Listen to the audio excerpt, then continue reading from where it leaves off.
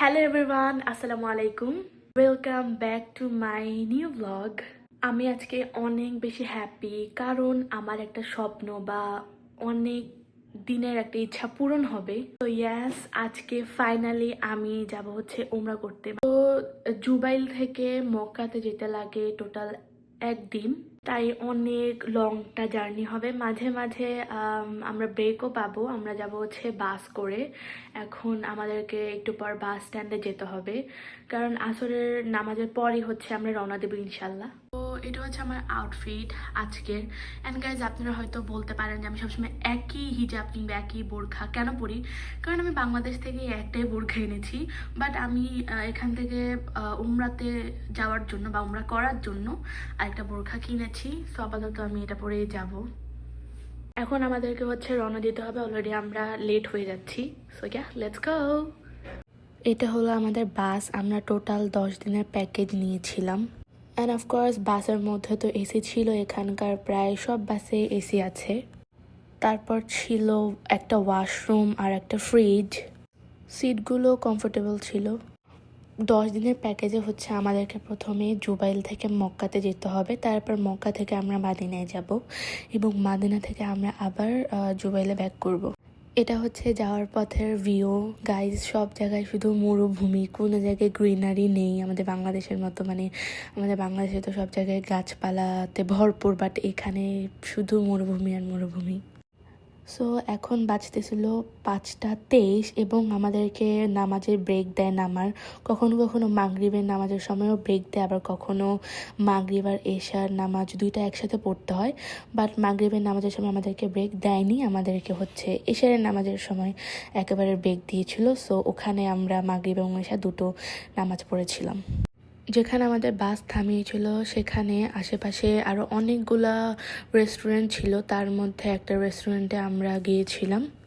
যেহেতু অনেক long journey ছিল, তাই তেমন ভারী খাবার খাইনি, জাস্ট আমরা শর্মা খেয়েছিলাম। শর্মাটার টেস্ট মোটামুটি ভালোই ছিল, খারাপও বলবো না।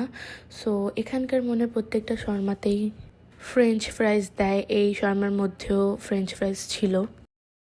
তারপর আরেকটু তাজা হওয়ার জন্য কফি খেলাম। কফির টেস্টটাও মোটামুটি ভালো ছিল। বাহিরে এত পরিমাণ ঠান্ডা ছিল বলার বাহিরে, আমি লিটারালি কাঁপছিলাম। আমাদেরকে তারপর আরেকটা ব্রেক দিয়েছিল মধ্যরাতে, যাতে আমরা আবার একটু ফ্রেশ হয়ে নিতে পারি। তারপর আমাদেরকে আবার থামাবে হচ্ছে ফজরের নামাজের সময়, অ্যান্ড দেন ওখান থেকে আমরা একেবারে মিকাতে চলে যাবো ইনশাল্লাহ। সো এখন আমরা মিকাত করার জন্য আসছি। মিকাতে হচ্ছে মেইনলি আমাদেরকে উমরা করার জন্য যে নিয়তটা সেটা বাঁধতে হবে এবং গোসল করে পবিত্র হতে হবে। অ্যান্ড আমি অলরেডি গোসল করে ফেলেছি। গাইজ, পানি এত পরিমাণ ঠান্ডা ছিল বলার বাইরে, জাস্ট কোনো রকম গোসল করেছি। অ্যান্ড এখন আমরা যাব হচ্ছে মক্কাতে। তারপর মক্কা থেকে আমরা হোটেলে গিয়ে আমাদের ড্রেস আপ চেঞ্জ করে দেন আমরা উমরা করতে যাব ইনশাল্লাহ। অ্যান্ড আলহামদুলিল্লাহ আমরা মক্কাতে পৌঁছে গিয়েছিলাম। আর ভিউটা তো গাইজ আপনারা দেখতেই পাচ্ছেন, অনেক সুন্দর ছিল, চারপাশে পাহাড় পর্বত। يا بخت اللي صلى وزار له في النعيم دوار من تحته تجري أنهار بالفرض والسنة طيف الحبيب زارني في الحلم جه وجبرني خدني من ايدي ووصلني। এখন আমি যাব হচ্ছে উমরা করতে। মানে আমরা এখানে বাসে নেমেছিলাম হচ্ছে 10টার দিকে এবং আমরা কোনো মতেই হোটেল খুঁজে পাচ্ছিলাম না। অনেক কষ্ট, অনেকগুলো হোটেল দেখার পর একটা হোটেল পেয়েছি, কজ প্রত্যেকটা হোটেল বুক হয়ে গিয়েছিল। আর সকালেও কিছু খাইনি। এখন আমরা বের হব, লাঞ্চ করব। অলরেডি জোহরের নামাজ পড়ে ফেলেছি, তো আর বেশি দেরি করা যাবে না। সো দেন আমরা লাঞ্চ করে হচ্ছে উমরা উদ্দেশ্যে রওনা দেবো ইনশাল্লাহ। So yeah, let's go. Lunch করতে আমরা গিয়েছিলাম জমজমে। এটা হচ্ছে অনেক জনপ্রিয় একটা রেস্টুরেন্ট ওই এলাকার। মসজিদুল হারাম থেকে প্রায় 15 মিনিট দূরে এই রেস্টুরেন্টটা।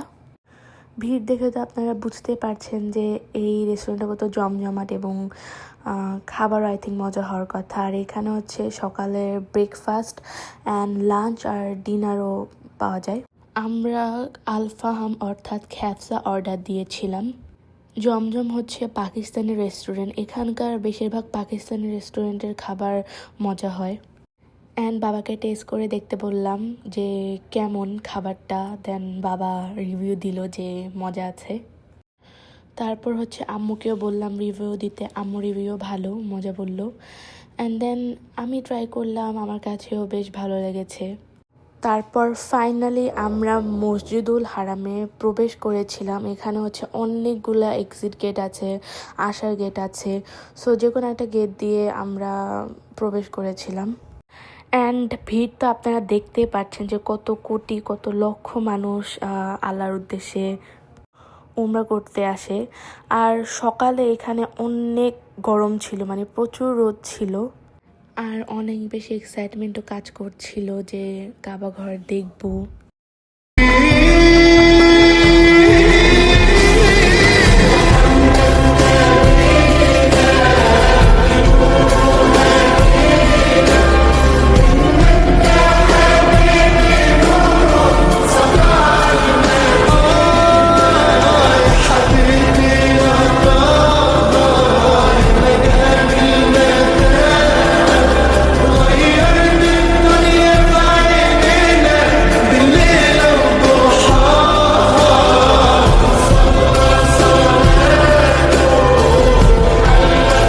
সো আলহামদুলিল্লাহ আমি আমার ফ্যামিলি সহ উমরাটা সহি সালামতভাবে কমপ্লিট করতে পেরেছি। আর অনেক অনেক অনেক ভিড়, যেমনটা আপনারা ভিডিওতে দেখতে পাচ্ছেন, মানে সবাই আল্লাহর জন্য এখানে উমরা করতে এসেছে আমার মতোই। তারপর এত ভিড়ের মাঝখানে অনেক কষ্টে হচ্ছে আমি কাবা ঘরের একদম সামনাসামনি গেলাম আলহামদুলিল্লাহ, এবং কিছুক্ষণের জন্য ছুঁয়েছিলাম। আলহামদুলিল্লাহ যে আমি কাবা ঘরটা ধরতে পেরেছি। অ্যান্ড এখানে হচ্ছে মানুষ জমজমে পানি পান করছিল, এখানটাতেও প্রচুর পরিমাণ ভিড় ছিল। বাবা হচ্ছে এখান থেকে জমজমের পানি বোতলে ভরছিল, আর আমি তো অবশ্যই জমজমের পানি পান করেছিলাম। আর এই পানি বিশেষত্ব হচ্ছে এটা শুধু আপনার পানি পিপাসা নয়, বরং খিদাও কিছুটা কমিয়ে দিবে। আর সাফা মারাতেও প্রচুর পরিমাণ ভিড় ছিল। মেইনলি এখানে বিবি হাজরা তার ছোট সন্তান ইসমাইল আলাইহিস সালামের জন্য পানির খোঁজে 7 বার সাফা থেকে মারোয়া, মারোয়া থেকে সাফাতে দৌড়িয়েছিলেন। এবং তারপরে আমরা আমাদের পবিত্র জমজমের পানি পেয়েছিলাম আল্লাহ তাআলার নিয়ামত হিসেবে। আর বিবি হাজরার দৌড়ানোটা আল্লাহর কাছে এতটাই পছন্দ হয়েছিল যে তিনি সকল মুসলিমদের জন্য উমরা এবং হজে এই দৌড়ানোর নিয়মকে ওয়াজিব করে দিয়েছেন। অর্থাৎ আমাদেরকে উমরা এবং হজে এই নিয়মটি পালন করতে হবে এবং এর দ্বারাই আমাদের উমরা বা হজ শেষ করতে হবে। মেইনলি যেখানে গ্রিন লাইট সেখান থেকে আমাদেরকে দৌড়ানো স্টার্ট করতে হবে। আর গাইজ, এখানে আমার সবচেয়ে বেশি যে দিকটি ভালো লেগেছে সেটা হলো মসজিদুল হারামের আশেপাশে, মানে ভেতরে এবং বাহিরে সব জায়গায় মাইক লাগানো আছে, যাতে সবাই আজান শুনতে পায় এবং নামাজ পড়তে পারে। আর নামাজ যে শুধু মসজিদে পড়তে হবে তা নয়, এখানে সব মুসলমানরা একসাথে একই কাতারে ইমামের সাথে নামাজ আদায় করে। মসজিদুল হারামের ভেতরে বলেন কিংবা বাহিরে বলেন, মানে রাস্তাঘাটে বলেন, সবাই একসাথে নামাজ পড়ে। কারণ হচ্ছে মসজিদুল হারাম আর কাবার সামনে যদি আমরা নামাজ পড়ি তাহলে এক ওয়াক্তের নামাজে আমরা 1,00,000 সোয়াব পাই। তাই মেইনলি আমার এই জিনিসটাই অনেক ভালো লাগে যে সবাই একসাথে অনেক সুন্দরভাবে সব মুসলিমরা একই কাতারে নামাজ পড়ি, এবং এই জিনিসটাই আমি মিস করছি অনেক এখন। আজকের ব্লগটা এতটুকু পর্যন্ত, আশা করছি আপনাদের সকলের ভালো লেগেছে এবং আলহামদুলিল্লাহ আমার তো ভালো লেগেছে এত সুন্দর এবং এত পবিত্র একটা কাজ করে। আর এটাই দোয়া করি যাতে আমরা নেক্সট বার আসতে পারি, ইনশাল্লাহ আসবো। তো হ্যাঁ, আজকে ব্লগটা এতটুকুই, এবং নেক্সট ব্লগের জন্য অবশ্যই অপেক্ষা করবেন। আল্লাহ হাফেজ, টাটা।